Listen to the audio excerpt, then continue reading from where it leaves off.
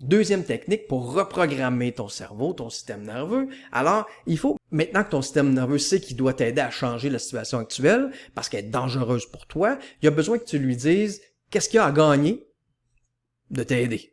Alors là, on y va sur le positif. Réponds simplement à la question suivante avec, encore une fois, tous les détails possibles pour que tu puisses sentir cette fois-ci monter une émotion, mais cette fois-ci positive. Alors, premier exemple de question, j'en ai deux. Choisis la question qui t'inspire le plus. La première, imagine ta vie, c'est un livre. Puis c'est toi l'auteur. Qu'est-ce que tu aimerais que ton prochain chapitre raconte? Joue le jeu. Qu'est-ce que tu aimerais que ton prochain chapitre raconte? Cool. Si ça t'inspire plus, voici une autre question. Si tu étais certaine de réussir, ça serait quoi le meilleur scénario pour ton futur toi? Tu es certaine de réussir, là. Comment tu te vois plus tard, dans le futur, dans un futur rapproché? Écris ça.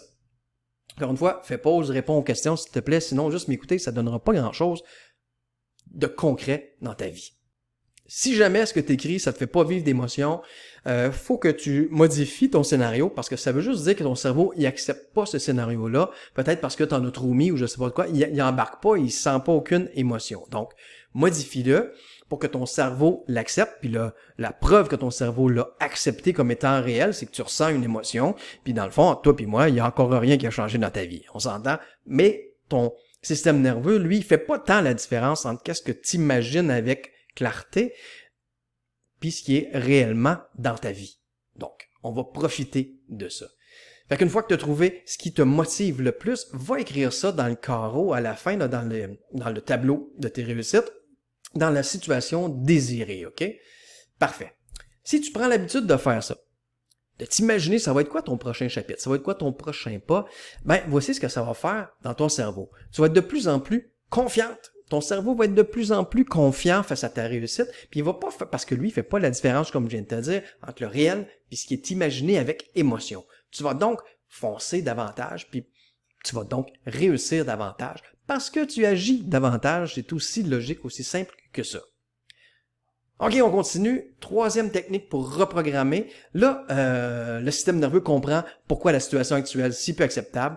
Il comprend pourquoi ça serait très positif de changer, mais il manque quelque chose d'important pour pouvoir te soutenir à 100%. Puis ça, c'est que il faut que tu remplaces tes habitudes présentes qui sont pas aidantes par des habitudes qui sont aidantes. Pourquoi des habitudes? Parce qu'on veut pas toujours être obligé d'y penser, on veut fonctionner un peu sur le pilote automatique vers notre bonheur. C'est-tu pas beau ça?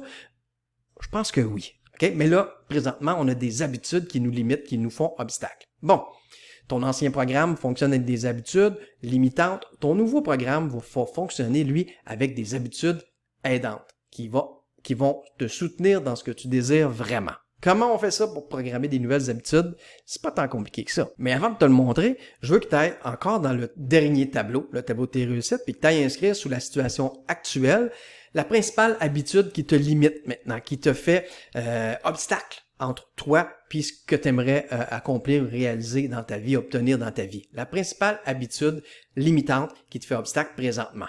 Cool. Une fois que ça c'est fait, on continue, puis on voit comment on peut reprogrammer tout ça. Fait que là, voici où on en est. Ton système nerveux sait qu'il doit changer la situation actuelle. Il sait exactement ce qu'il a à gagner s'il le fait. Puis il sait quelle habitude il doit surveiller, quelle habitude limitante il doit surveiller pour y arriver. Parfait.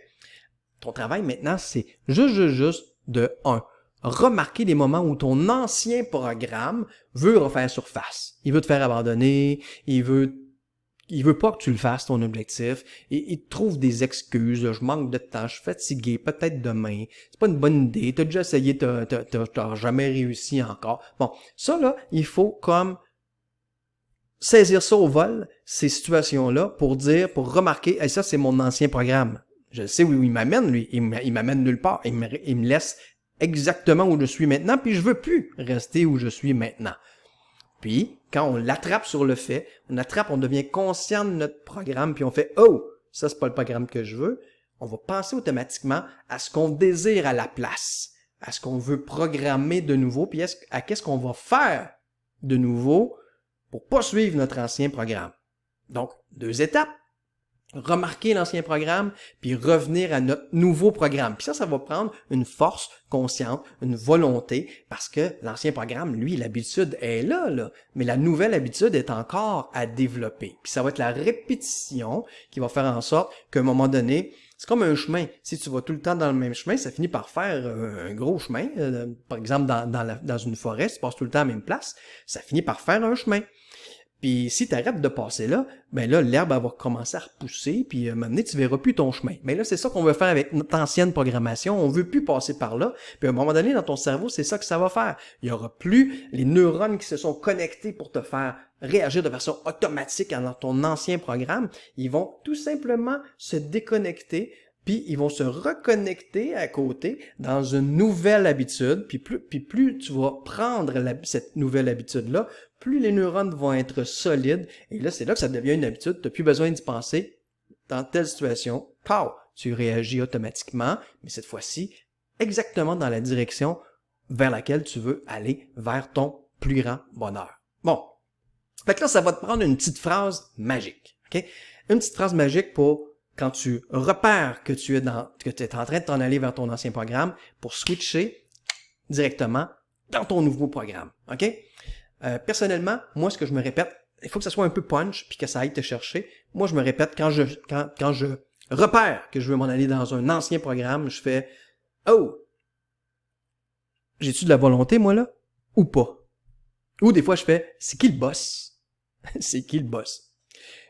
Si ça t'inspire pas, t'en trouves une qui t'inspire toi, mais c'est qui le boss? Moi, je veux que ça soit moi le boss. Fait que je repère que tu es en train de, mon système nerveux est en train de m'apporter par là, puis moi, je vais aller par là, je fais, oh! C'est qui le boss?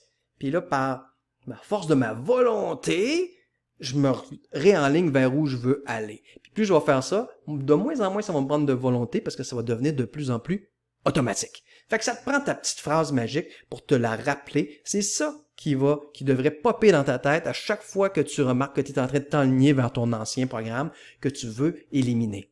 Peut-être a-t-il été bon dans le passé, mais maintenant, c'est un programme qui est passé date parce qu'il te limite. Il fait en sorte que tu ne peux pas accéder à tes objectifs que pourtant tu désires. OK? Fait qu'on veut une petite phrase magique.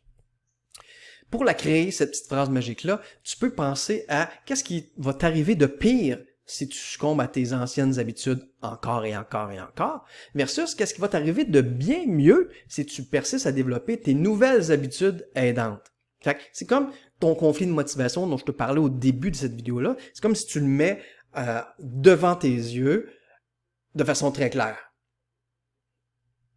Tu regarderas à la fin du document, je te donne 3 exemples dans 3 types d'objectifs différents de cette petite phrase punch-là. Quand tu l'auras trouvé, va l'écrire là aussi dans ton tableau résumé à la fin, dans ton tableau de réussite, puis copie-le à la bonne place dans la situation désirée.